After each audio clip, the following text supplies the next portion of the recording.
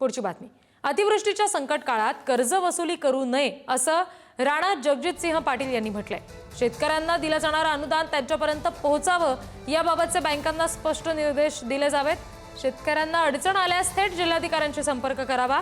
सहकार्य न करणाऱ्या बँक मॅनेजरवर सक्त कारवाई होणार असं स्पष्ट वक्तव्य आमदार राणा जगजितसिंह पाटील यांनी केलेलं आहे. जे अकाउंट होल्ड केलेले आहेत ते अनहोल्ड करून सर्वांना अनुदान जे आहे आता येणारं ते मिळावं या अनुषंगाने सक्त सूचना दिलेल्या आहेत.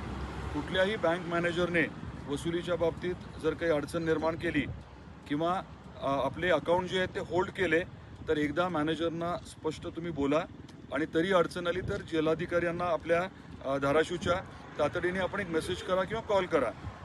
अशा मॅनेजरवरती सक्त कारवाई केली जाणार आहे हे आपल्या माहितीसाठी.